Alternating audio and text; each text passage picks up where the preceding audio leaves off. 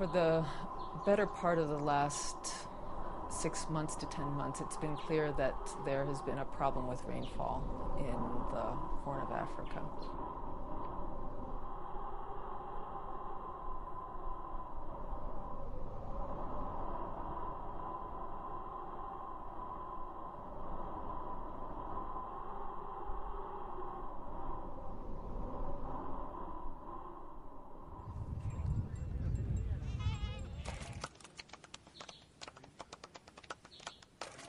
And so what are they going to do when their cattle are dying or their farms are drying up?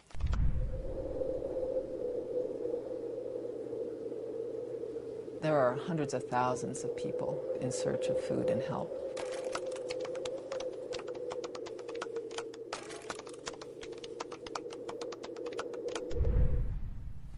Of course, the only appropriate response to a food crisis is to make sure people have access to food.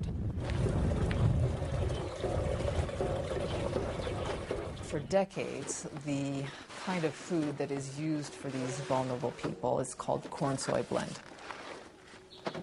In spite of advances in nutritional science and increasing recognition of inadequacy of corn-soy blend to meet these vulnerable populations' needs, we are still seeing lots and lots of CSB being distributed.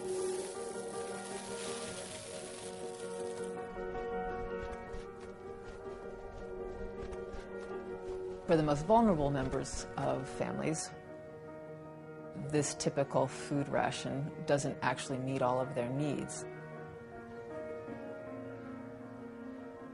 One of the initiatives that MSF is taking to add on a ready-to-use supplemental food. It's good quality food with a good quality protein.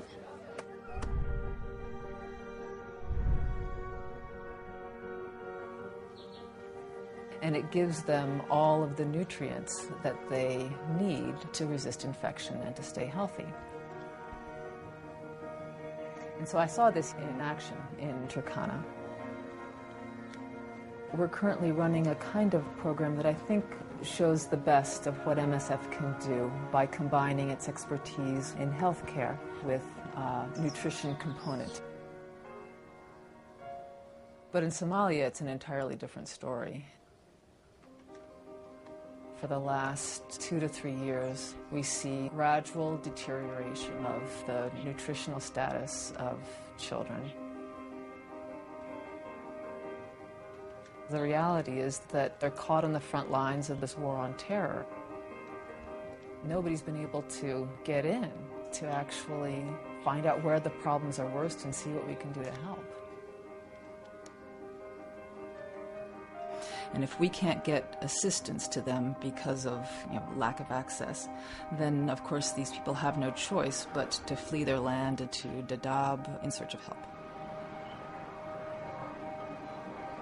Dadaab is the largest refugee camp in the world, literally the third largest city in Kenya.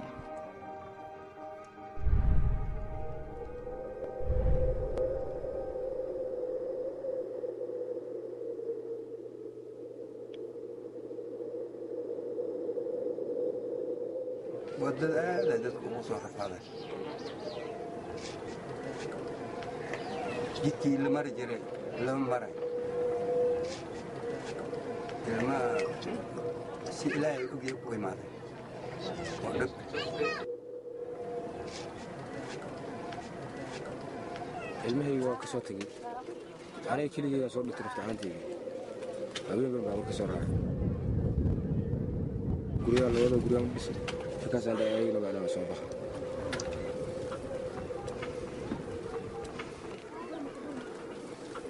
كان عندنا أفكار جديدة يتفاعلون تشاور.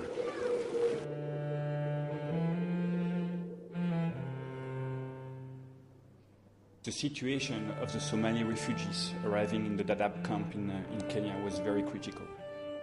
We find out that 4 on 10 children were either moderately or severely malnourished.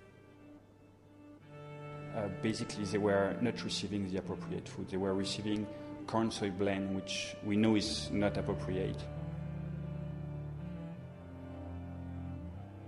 This emergency was quite visible. Unfortunately, these food and nutrition crises seem to be occurring with even greater frequency.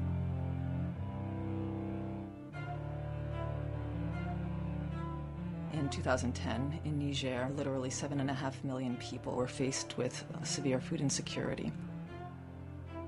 But we were able to use these specially fortified, ready-to-use supplemental foods to protect them against malnutrition and the infectious diseases that so often kill. We've been able to reduce child mortality by half amongst children who do actually receive these high-value nutritional supplements. But because we have no international guidance as to what kinds of foods malnourished children should receive, we have to negotiate every single time with every single government to demonstrate the safety and the efficacy of these new food supplements. This only serves to delay the startup of life-saving programs, and unfortunately this was again the case this year in Dadaab.